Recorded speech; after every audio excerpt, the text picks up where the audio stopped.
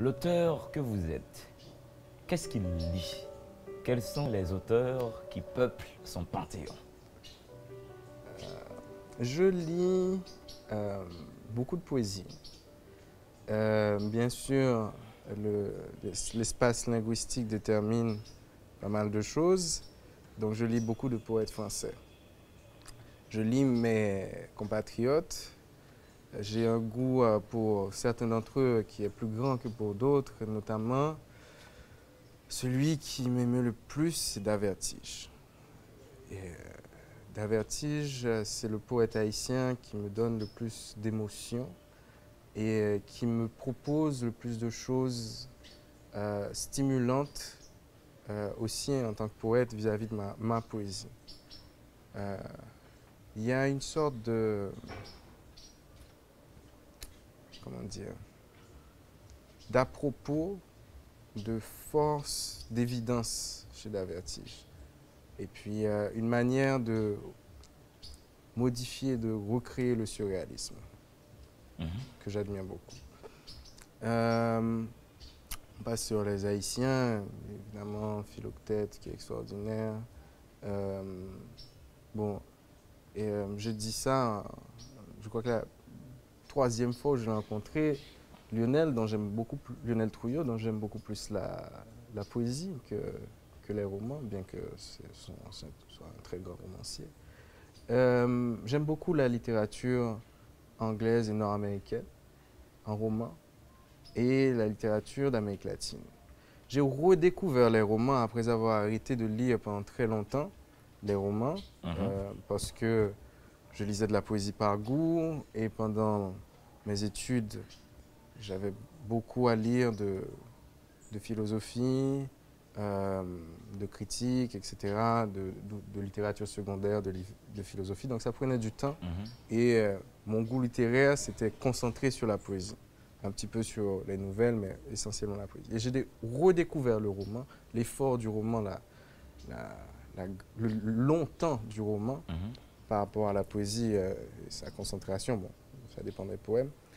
Par le Chilien, le Mexico-Chilien, et que ce soit par sa nationalité, l'homme du Mexique, du Chili et de l'Espagne qui s'appelle Roberto Bolaño. Et ceux qui me connaissent savent que c'est presque une obsession. Bon, j'ai arrêté pour ne pas tout lire définitivement parce que j'ai lu beaucoup de choses de lui. Et ce plaisir du roman, je l'ai redécouvert là. Je l'ai aussi redécouvert grâce à Cormac McCarthy qu'on a mentionné un peu plus tôt. La route, Méridien de sang. J'essaie de lire le plus souvent possible dans la langue originale. Je n'ai pas le niveau en espagnol pour le faire pour les latino-américains. J'espère l'avoir en m'entraînant un petit peu. En poésie, c'est possible parce que je peux me concentrer sur un poème de Neruda, a fortiori s'il est en bilingue, et essayer de sentir la force du texte en espagnol. Pour un roman, c'est difficile parce qu'on comprend sans rentrer dedans, encore une fois sur le long temps du roman, quand le niveau n'est pas absolument naturel ou la langue n'est pas intérieure. Je lis, j'aime de grands classiques du 19e. Le roman que j'ai adoré, c'est Moby Dick. Oscar Wilde, ça a été une très très grosse impression, le portrait de Dorian Gray. Ça m'a bouleversé. Il y a des passages dans le portrait qui sont des bijoux esthétiques et d'autres passages qui sont d'une brutalité, cruauté de l'amoureux qui n'est plus amoureux. En Dorian et Sibyl Vane, j'ai dû déposer le livre. Ça n'arrive pas souvent. Un roman extraordinaire, c'est Dracula de Bram Stoker. Ça fait beaucoup d'anglais et d'anglophones qui sont dans mon panthéon, comme tu dis. Et quels sont des romans qui ne me quittent pas? Vargas Llosa. Les nouvelles de Garcia Marquez. C'est une maîtrise, un génie total. Mais en poésie, qui est ma pratique actuelle et la plus courante, le roman est un défi qui me fait un peu peur. Euh, Des gens qui ne me quittent pas, que je suis presque gêné de mentionner tellement ils sont évidents, Mhm. c'est Baudelaire, Mhm. Verlaine, Rimbaud. Des gens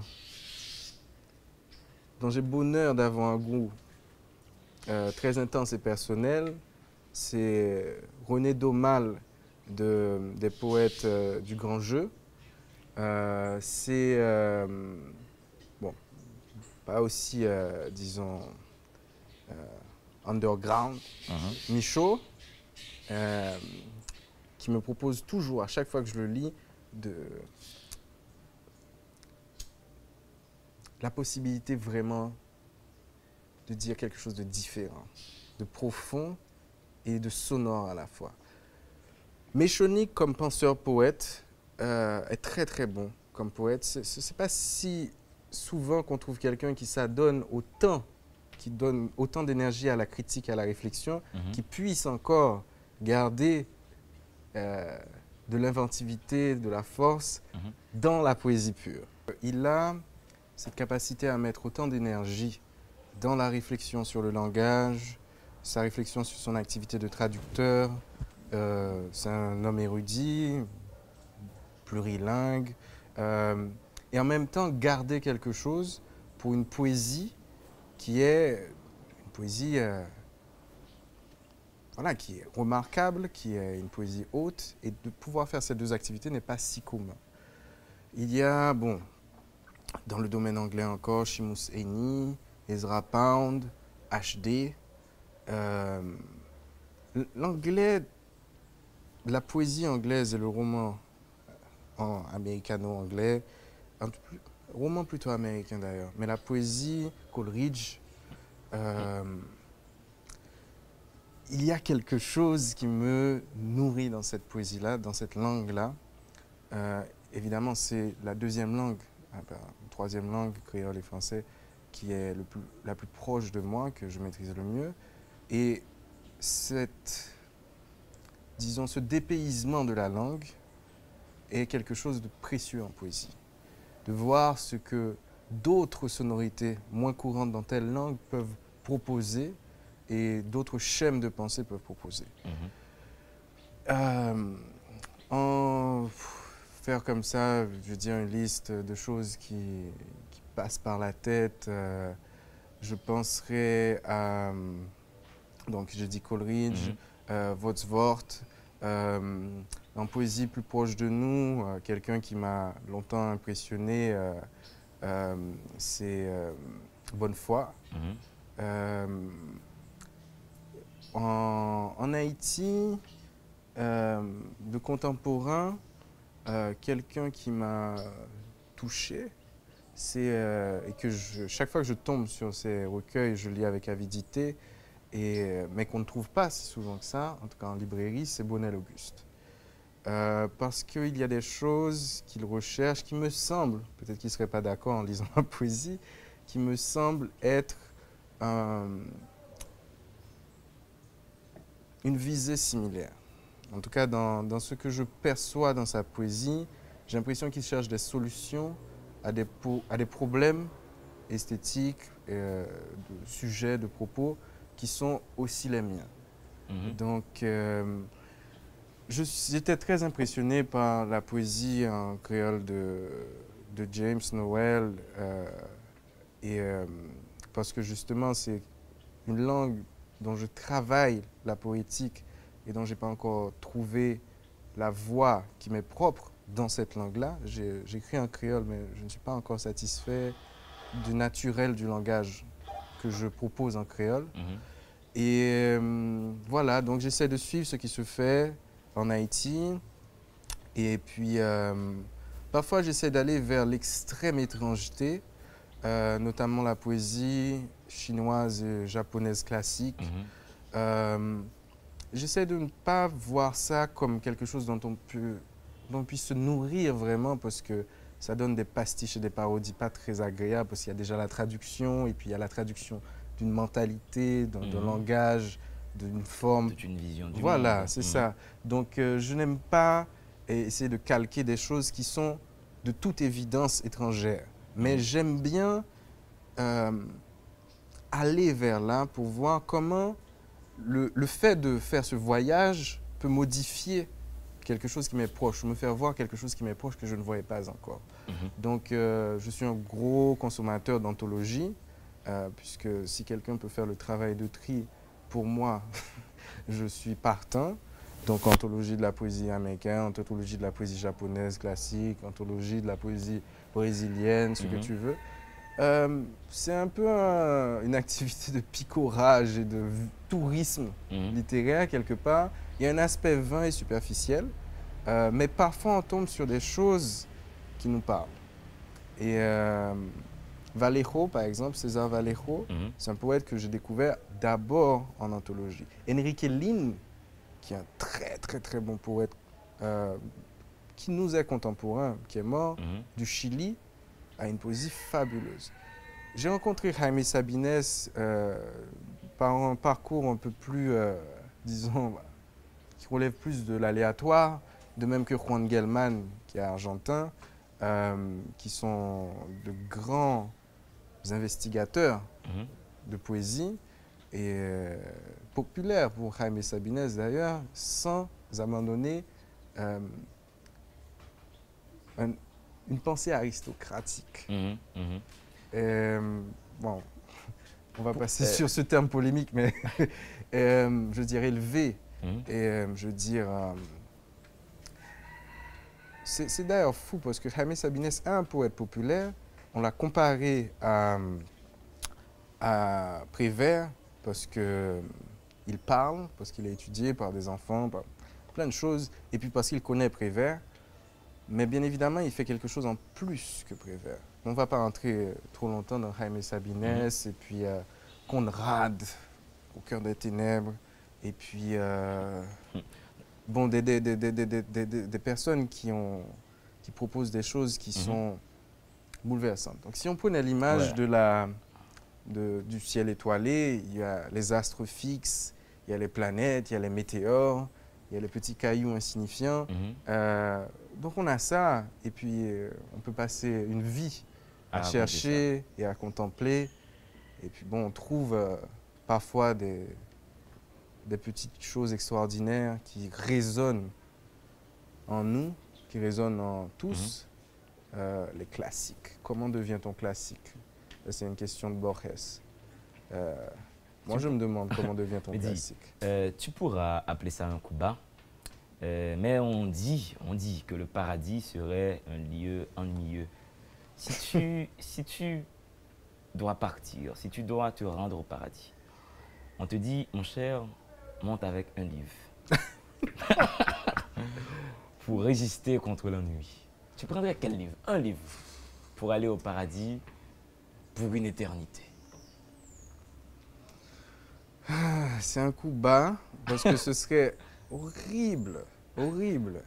Et ce serait un paradis contradictoire et j'aurais un grand doute, une suspicion intense qu'on me mente et qu'en réalité je sois en enfer. Un enfer très doux, hein, mais quand même. Et d'avoir à vivre avec l'oubli et le manque de tous les livres possibles. Évidemment, ça voudrait dire prendre le livre celui qui se renouvelle à chaque lecture, celui qui est le plus riche de sens, d'évocation, celui qui me parle différemment à chaque fois, où je vois à chaque fois quelque chose de nouveau. J'essaierai de tricher en prenant des œuvres complètes.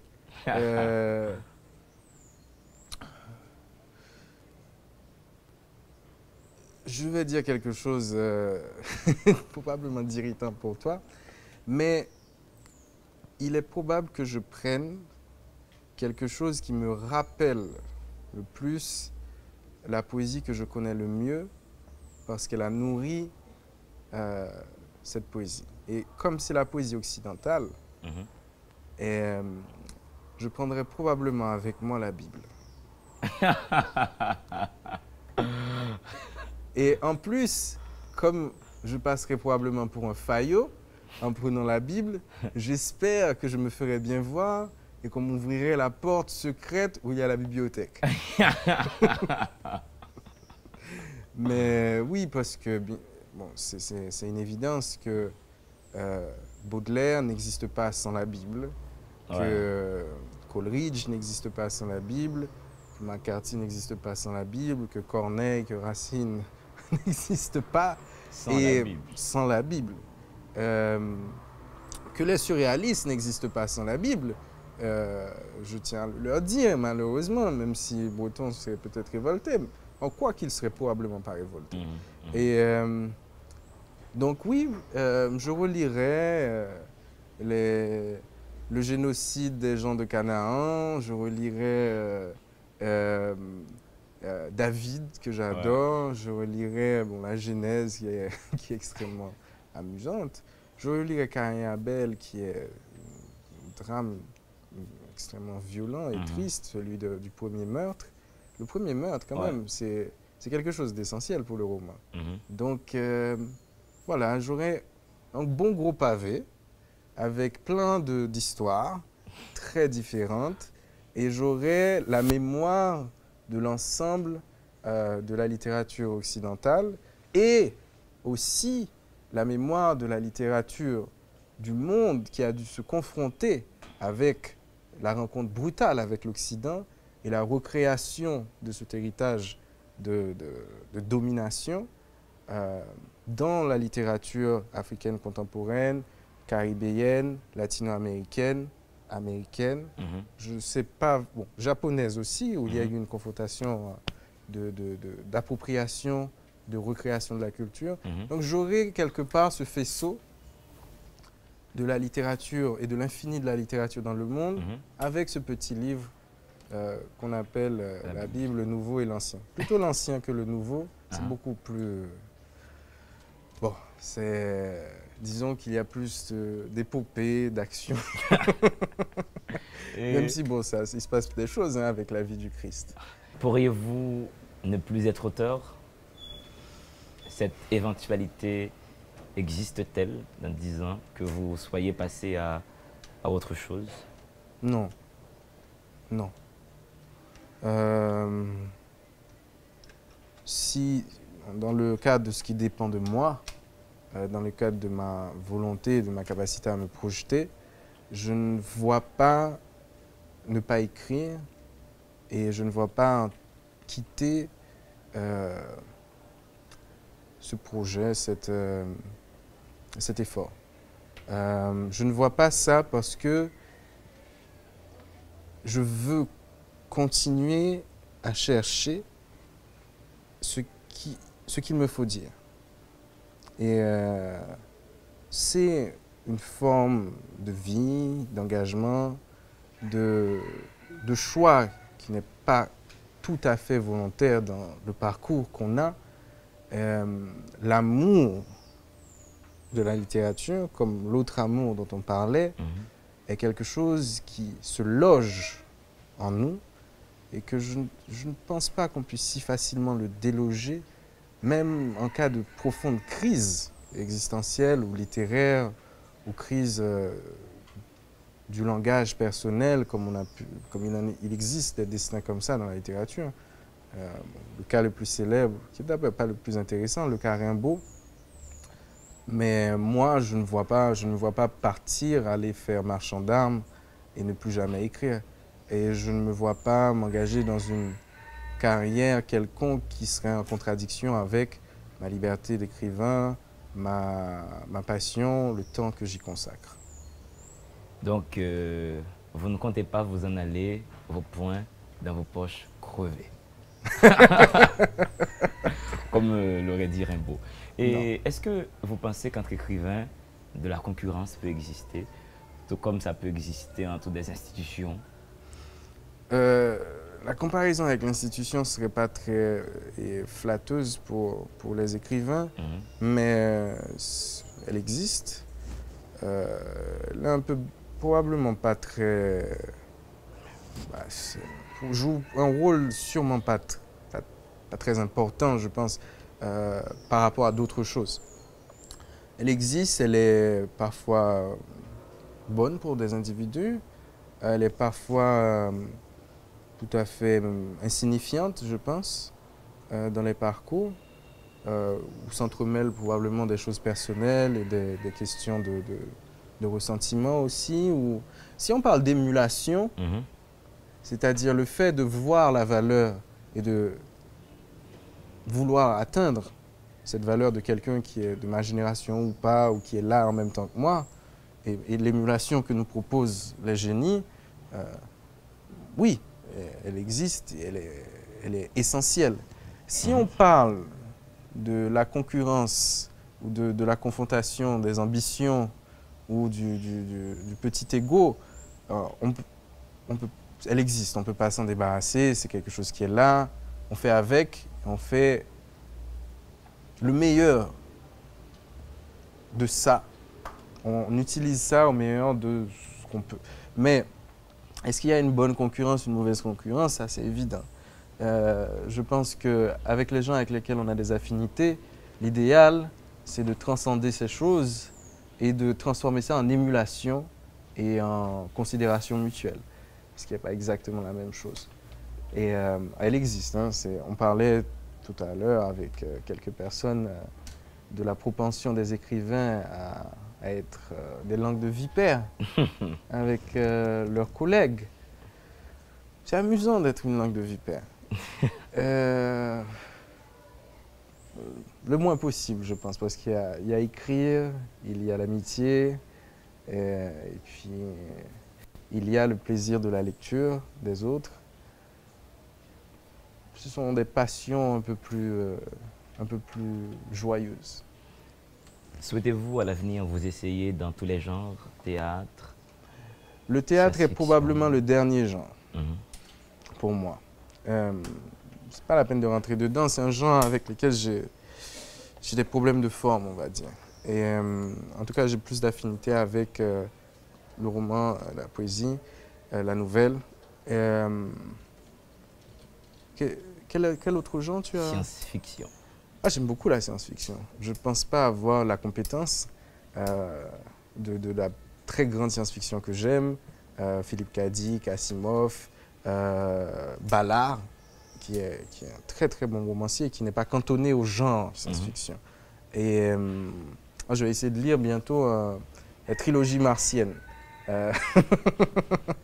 C'est Mars la rouge, Mars la bleue, Mars la verte. Quelqu'un m'a proposé ça m'emballe.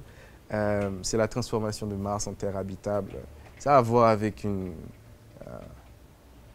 quelque chose qui est dans l'humain, bon, la conquête de l'espace. Ouais. Bon, de l'espace au sens large, je veux dire la conquête des mers, la conquête de toutes les formes de terre. J'arrive pas à comprendre comment se fait-il que des gens vivent sur un bloc de glace, dans des maisons en glace, et mangent du phoque. Je ne sais pas comment. Je suis sûr qu'il y a une expérience de vie extrêmement riche chez les Inuits, mais c'est quand même fabuleux que les hommes décident d'aller vivre partout et aux endroits les plus hostiles imaginables. Donc, et c'est comme ça que nous sommes là, des sortes de repris de justice d'Europe sont venus là, nous ont traînés comme prisonniers de guerre et autre chose avec nos ancêtres, et nous voilà sur ce petit bout d'île en étant le produit de la conquête et des massacres, de tout ce qui est humain. Et vil et beau. Mais donc moi, je m'intéresse beaucoup à la science-fiction. Je ne sais pas si je suis capable, je n'ai pas les compétences scientifiques ou la capacité de faire semblant d'avoir les compétences scientifiques pour faire de la bonne science-fiction. Il y a de la science-fiction différente, celle de Houellebecq, par exemple, dans La possibilité d'une île, qui demande un peu de recherche pour réaliser ça, je suppose quand même, mais qui est quelque chose d'intéressant parce que ce n'est pas exactement de la science-fiction. Je pense qu'on appelle ça le roman d'anticipation. C'est un champ à explorer. Le policier est une belle forme que de grands écrivains ont manipulée et déformée aussi. Actuellement, bon, nous n'avons pas assez de gens qui se placent dans le genre, dans les Sinon- codes qui sinon- sont extrêmement Ouais. fertiles. Il y Sinon, a Gary Victor. Gary Victor Oui, qui oui. fait de... Oui, Gary Victor. Gary Victor est le très bons pionnier. romans, ouais. Il est le pionnier. Et c'est bien que Gary Victor soit là pour montrer la voie. Parce que je pense que Haïti, Port-au-Prince, est un terreau extrêmement fertile pour pouvoir produire de la très bonne littérature policière, de thrillers, de romans noirs, Mhm. et violente, forte, dérangeante, voilà, tout ça. Donc peut-être le policier serait intéressant. J'ai un passé de gros lecteur de romans policiers et peut-être le policier serait génial. Mais bon, les chansons, ça terrasse et en même temps ça emballe de se dire il y a tellement de choses à essayer, à faire, ou se vautrer ou bien réussir extraordinairement. Donc c'est pour ça qu'on continue à Mhm. lire. Mais nous sommes sur la fin de l'émission. Dites aux téléspectateurs et aux téléspectatrices une phrase qui contient la vie pour vous. Une phrase qui contient la vie pour moi. Je vais passer pour quelque chose que je ne suis pas. Au commencement était le Verbe. Mesdames et messieurs, bonsoir. C'était chez vous, les gens de lettres.